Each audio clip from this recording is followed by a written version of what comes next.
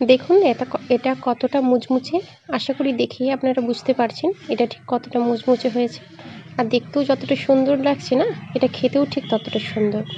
আশা করি আপনাদের অবশ্যই ভালো লাগবে। আমি দীপিকা কিচেনে আপনাদের সবাইকে স্বাগত।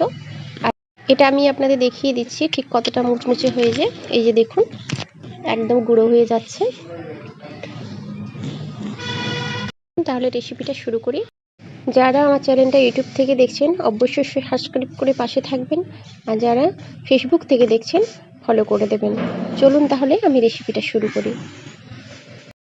আমি এখানে একটা ঝুড়ি নিয়েছি, এখানে নিয়ে নেব 2 বাটি চিড়ে। চিড়েটা আমি ভালো করে একটু ঝাঁকিয়ে নোংরাগুলো পরিষ্কার করে নেব। তার জন্য আমি 2 বাটি চিড়ে নিয়ে নিচ্ছি। আপনাদের কাছে যেরকমই চালনি থাকবে আপনারা সেটা দিয়ে একটু চালিয়ে নেবেন, যাতে চিড়ের নোংরাগুলো বেরিয়ে যায়। আমি খুব ভালো করে এটা ঝাঁকিয়ে চিড়েটা পরিষ্কার করে নেব।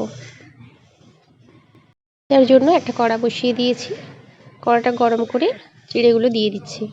চিড়েগুলো দিয়ে আমি প্রায় যতক্ষণ পর্যন্ত এটা ভাজতে লাগবে ঠিক ততক্ষণ ভেজে নেব। তাও মিনিমাম 4 থেকে 5 মিনিট মতো সময় লাগবে এটা ভেজে নিতে, আর অল্প পরিমাণ হলে তো আরও কম সময় লাগবে। তো আমি এটা একটু মুচমুচো করে ভেজে নেব। আমি কিন্তু তেল দিচ্ছি না, তেল ছাড়াই ভাজছি।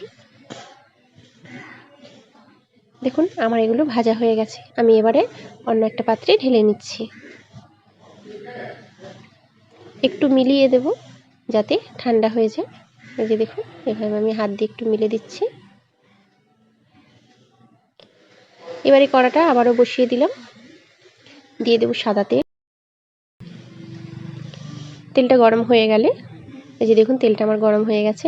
আমি কিছু বাদাম ভালো করে ধুয়ে শুকনো করে নিয়েছি, সেগুলো এবারে ভালো করে লাল লাল করে ভেজে নেব।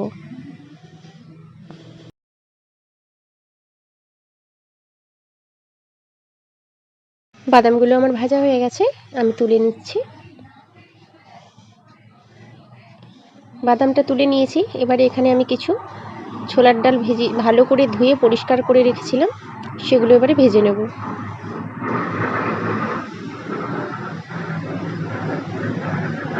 এগুলো একটু লাল লাল করে ভেজে নেব। আমার ভাজা হয়ে গেছে, আমি তুলে নিচ্ছি।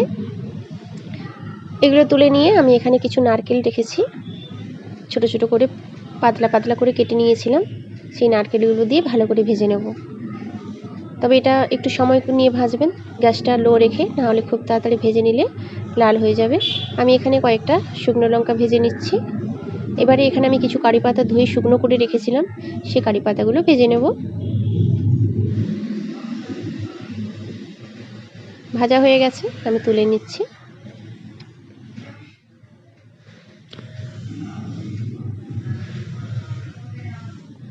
তাতে যে বাকি তেলটা রয়েছে তাতে আমি কিছু মশলা ভেজে নেব। 1 চামচ নুন, 1 চামচ হলুদ, এখানে নিয়েছি 1 চামচ কাশ্মীরি লঙ্কার গুঁড়ো, গোটা জিরে আর মৌরি, আর নিয়েছি সাদা তিল, আর নিয়েছি 1/2 চামচ গরম মশলার গুঁড়ো। আমি সেগুলো একসাথে তেলের মধ্যে দিয়ে ভেজে নেব। একটু হালকা গ্যাসে ভাজতে হবে, নাহলে এগুলো পুড়ে যাবে। আমার এটা ভাজা হয়ে গেছে। এবারে দেখুন আমি এগুলো নামিয়ে নিয়েছি, একসাথে নিয়ে চলে এসেছি। এই যে দেখুন এখানে আমি যে ভেজে রেখেছিলাম বাদাম, নারকেল, এই যে ছোলার ডাল, সব একসাথে আমি দিয়ে দেবো। আমি সমস্ত উপকরণগুলো একটা একটা করে সাইড করে দেখাচ্ছি, যাতে আপনাদের বুঝতে সুবিধে হয়। সেই জন্য আমি এক ধারে একটু সাজিয়ে দিচ্ছি। এটা সাজিয়ে দেওয়ার পরে কিন্তু দেখতেও খুব সুন্দর লাগবে।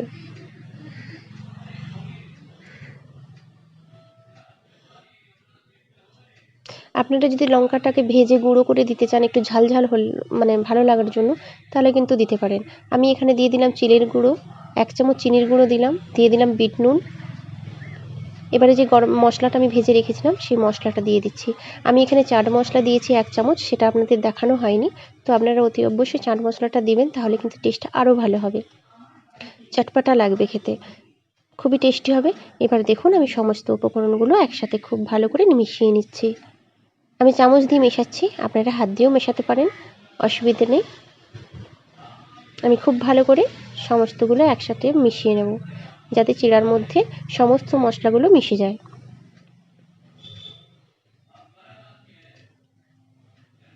দেখুন এটা কিন্তু দেখতে ঠিক কতটা সুন্দর লাগছে, এটা কিন্তু খেতেও খুব সুন্দর, আর এটা কিন্তু খুব মুচমুচে হয়। আপনারা কিছুদিন একটা জারের মধ্যে স্টোর করে কিন্তু রাখতে পারবেন।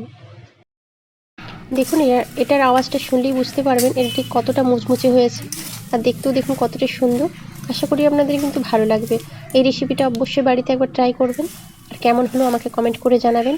আমি শেষে একটু হাত দিয়ে ভালো করে মিশিয়ে নিচ্ছি, কারণ চামচ দিয়ে পুরোটা হচ্ছে না। এই যে দেখুন আমি দেখাচ্ছি এটা ঠিক কতটা মুচমুচে, দেখছেন তো সমস্তটা খুব ভালো মতো গুঁড়ো হয়ে যাচ্ছে।